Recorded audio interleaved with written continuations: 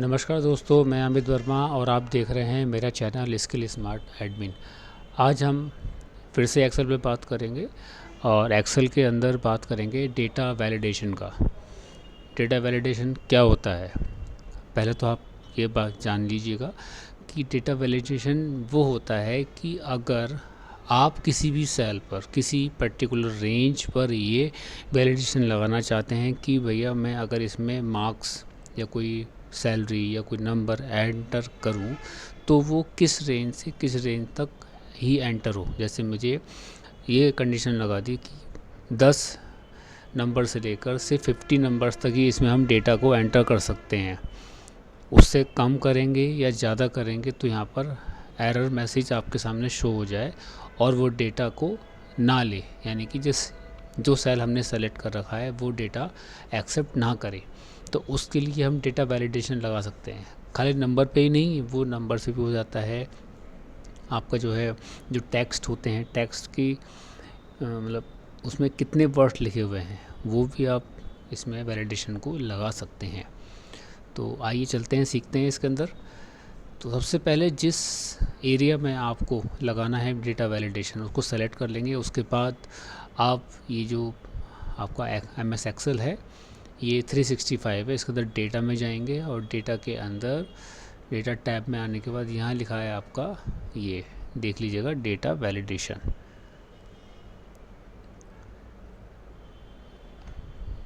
Data tools में data validation पर click करेंगे तो ये डायलॉग बॉक्स आपके सामने आ जाएगा। इस डायलॉग बॉक्स के अंदर देखा है data validation, settings, input message और एरर अलर्ट। सेटिंग क्या करनी है इसके अंदर, हम ये चाहते हैं कि हमने जिसको शीट दी है या अपने आप ही शीट पर वर्क कर रहे हैं तो इसमें 10 नंबर से लेकर और 50 नंबर तक ही ये वैल्यू को एंटर करे, उससे कम या उससे ज़्यादा ना ले। तो मैंने इस पर क्लिक किया अलाउ पर और होल नंबर पे मैंने क्लिक कर दिया। ये लिखा है डेटा, यानी कि बिटवीन, मैंने कहा है बिटवीन, यानी कि 10 से लेकर 50 तक नंबर। अगर नॉट बिटवीन भी करेंगे या इक्वल टू करेंगे तो आप वो अपने हिसाब से सेटिंग इसमें कर सकते हैं। मिनिमम नंबर और मैक्सिमम, यानी कि मिनिमम में क्या आएगा 10 और मैक्सिमम में 50। अब नेक्स्ट पॉइंट पे आएंगे आप इनपुट मैसेज वाले टैब पर। इनपुट मैसेज में यानी कि जब आपने कर्सर इस सेलेक्टेड एरिया में रखा हुआ है तो वहाँ पर ये मैसेज शो हो जाए, यानी कि आपको इन्फॉर्मेशन आ जाए कि हाँ ये इसमें आपको डेटा कितना एंटर करना है। टाइटल ही हो गया और मैसेज मैंने यहाँ पे लिख दिया कि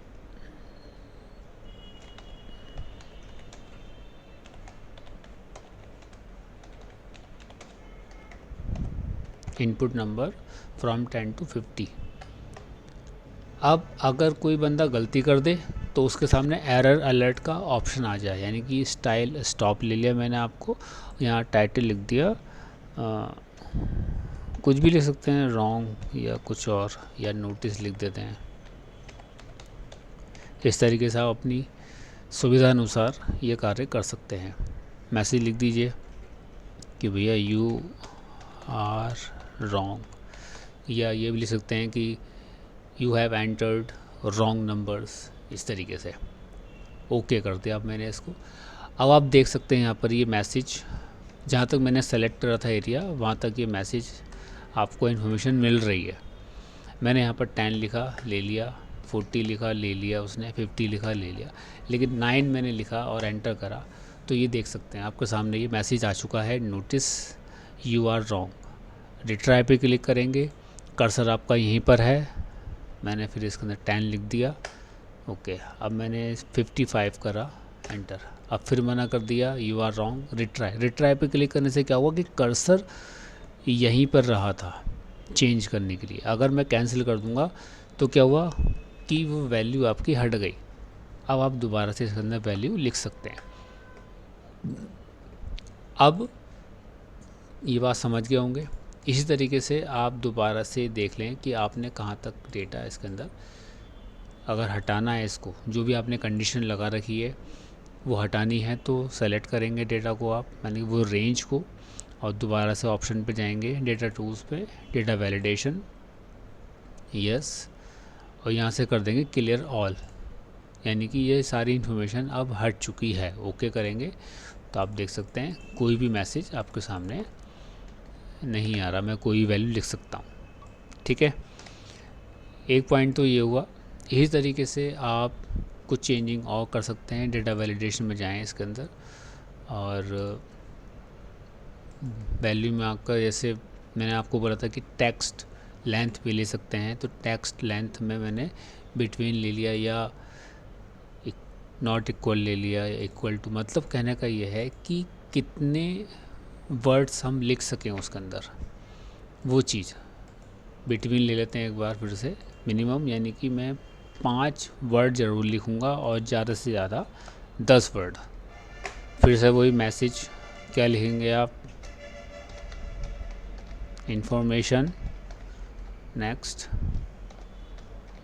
एंटर वर्ड्स फ्रॉम 5 to 10 और बाकी फिर एरर अलर्ट। एरर में क्या है, देखो स्टॉप लिया था, आप वार्निंग पे भी क्लिक करके देख सकते हैं आप। तो यहाँ पे लिख दिया मैंने notice,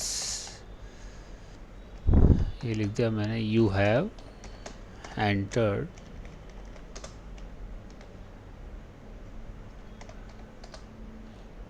wrong, you have entered wrong limit लिख सकते हैं। जो भी आपका मैसेज आप उस समय है वो आप लिख सकते हैं। ओके, ये आ गया इन्फॉर्मेशन आपकी। मैंने वर्ड्स लिखना स्टार्ट करे, 1 2 3 4 लिखे, वैसे तो मना कर दिया उसने। अब यहाँ पर क्या आ रहा है, अलग तरीके से आ रहा है, you have enter wrong limit, continue मैंने नो करा तो कर्सर यहीं रहा है। मैंने 5 वर्ड डाल दिए इसके अंदर। अब मैंने दोबारा से 3 वर्ड लिए, 2 वर्ड लिए। अब ये यस है, कंटिन्यू यस पे क्लिक कर देंगे तो वो उसको एक्सेप्ट कर लेगा। ये चीज़ें भी होती हैं, इस तरीके से आप ध्यान रखिएगा। मैंने अब इसके अंदर 5 ले लिए, उसने ले लिया, मैंने अब दोबारा से 3 लिए।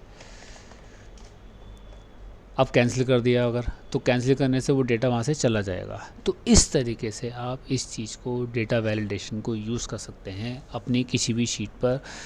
किसी को भी देने से पहले आप इसको लगा सकते हैं, जिससे कि उसको इन्फॉर्मेशन पता रहे कि उस सेल के अंदर हमें कितना वैल्यू एंटर करना है।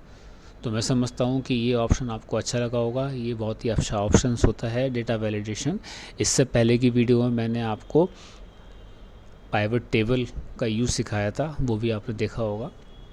तो पूरी वीडियो को अच्छी तरह से, ऑप्शन को अच्छी तरह समझने के लिए पूरी वीडियो देखिएगा आप लोग, और हमारे चैनल से जुड़े रहिए। शेयर कीजिए, लाइक कीजिए, कमेंट कीजिए। धन्यवाद।